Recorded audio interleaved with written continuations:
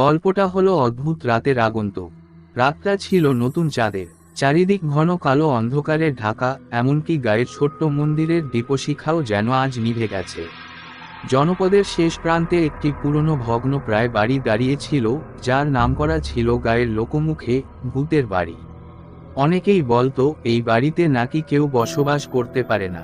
অনেকেই দেখেছে বাড়িটার জানালা দরজা রাতে আপনা আপনি খুলে যায়। অদ্ভুত কানাঘুষা আর ভয়জাগানো কাহিনী ছড়িয়েছিল সেই বাড়ি নিয়ে। এই গায়ের একমাত্র স্কুল মাস্টার রাজীব তেমনটা বিশ্বাস করতেন না। তিনি আধুনিক শিক্ষায় শিক্ষিত, বাস্তববাদী মানুষ ছিলেন। ভূতের গল্প আর কুসংস্কারে তিনি একদম বিশ্বাসী ছিলেন না। কিন্তু তার এই বিশ্বাস খুব শীঘ্রই এক অদ্ভুত ঘটনার পর চূর্ণ হতে যাচ্ছিল। সেদিন রাজীবের বাড়ি ফেরার পথে অন্ধকার বেশ বেড়ে গেছিল। হাতে একটা টর্চ থাকলেও বাতাসের হঠাৎ ঝাপটায় সেটাও নিভে গেল। চারপাশের শাঁসা শব্দে গায়ের সবকিছুই অদ্ভুত আর ভয়ঙ্কর মনে হচ্ছিল। তখনই তিনি দেখলেন রাস্তার ধারে পুরনো সেই বাড়ির দিক থেকে একটা মৃদু আলো আসছে।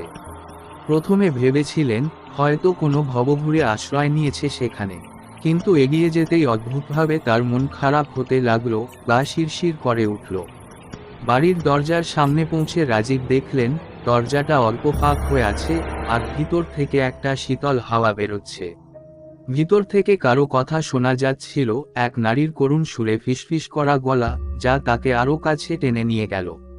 বাড়ির ভেতরে পা রাখতে না রাখতেই দরজাটা নিজে থেকেই বন্ধ হয়ে গেল। রাজীব হতবাক হয়ে গেলেন। ঘরের মধ্যে যেন কেমন একটা অদ্ভুত ঠান্ডা আর ভারী পরিবেশ। চারদিকে পুরনো আসবাবপত্রের সাথে জমে থাকা ধুলোর স্তর দেখে মনে হচ্ছিল এখানে বহুদিন কেউ আসেনি। কিন্তু প্রশ্ন হচ্ছে, তাহলে ওই আলো আর ফিসফিস করা আওয়াজ এল কোথা থেকে? ভিতরে ঢুকে তিনি দেখতে পেলেন ঘরের কোনায় একটা পুরনো আয়না ঝুলছে। সেই আয়নার সামনে এসে দাঁড়ালেন রাজীব। তার মনে হচ্ছিল যেন কেউ তাকে পিছন থেকে দেখছে। হঠাৎ করেই আয়নাতে তার প্রতিবিম্বটা ভেঙে পড়ে গেল, আর পেছনে থেকে একটা ঠান্ডা হাত তার কাঁধে পড়ল। রাজীব চমকে ঘুরে দেখলেন সেখানে একজন নারী দাঁড়িয়ে আছে, লম্বা কালো চুল, সাদা শাড়ি, চোখে গভীর শূন্যতা। মুখে কোনো অভিব্যক্তি নেই, শুধু চুপচাপ তার দিকে তাকিয়ে আছে। রাজীবের শরীরটা জমে গেল।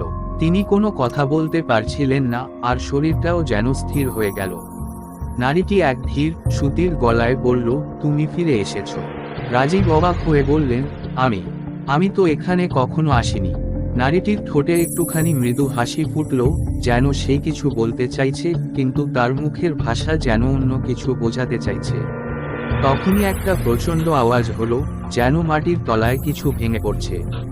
রাজীব আতঙ্কিত হয়ে পিছনের দিকে তাকালেন, কিন্তু কিছু দেখতে পেলেন না।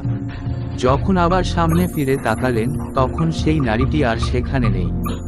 এতক্ষণে তার বুদ্ধি আবার কাজ করতে শুরু করেছে। তিনি বুঝলেন এই জায়গাটা স্বাভাবিক নয়।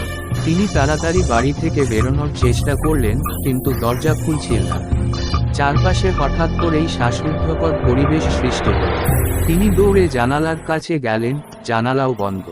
ঘরের ভেতরে এক বিকট আওয়াজ শুরু হলো, যেন কিছু ভারী পদার্থ মাটিতে পড়ে যাচ্ছে। এক মুহূর্তে যেন ঘরের সব আসবাবপত্র নড়াচড়া শুরু করে দিল, এবং বাতাসে ভেসে বেড়াতে লাগল। রাজীবের চোখের সামনে চারদিকে সবকিছু ছড়িয়ে ছিটিয়ে গেল, আর তার শরীরটাও যেন কোনো এক অদৃশ্য শক্তি দিয়ে চেপে ধরেছে। তিনি চিৎকার করতে চাইলেন, কিন্তু গলা থেকে কোনো শব্দ বেরোল না। ঠিক তখনই ঘরের কোণে থাকা আয়নাটা হঠাৎ আবার জ্বলে উঠল, আর তার ভেতর থেকে সেই নারীর চেহারা আবার ফুটে উঠল। এবার তার চোখে ছিল বিশাল রক্তবর্ণ। সে রাজীবের দিকে এগিয়ে আসছে, আর তার শরীরটা ধীরে ধীরে বাতাসে মিলিয়ে যাচ্ছে, যেন এক প্রেতাত্মা। রাজীব জানতেন আজ তিনি এখান থেকে বেরোতে পারবেন না। কিন্তু হঠাৎ করেই দরজাটা আবার খুলে গেল। তিনি কোনো রকমে পালিয়ে বাঁচলেন, পিছন ফিরে আর দেখেননি। সেই রাতে গায়ের অনেকেই দেখেছে রাজীব দৌড়ে তার বাড়ি ফিরছেন, আর তার মুখের অভিব্যক্তি দেখে মনে হচ্ছিল যেন সে জীবনের সবচেয়ে ভয়ঙ্কর অভিজ্ঞতার মধ্যে দিয়ে গেছে।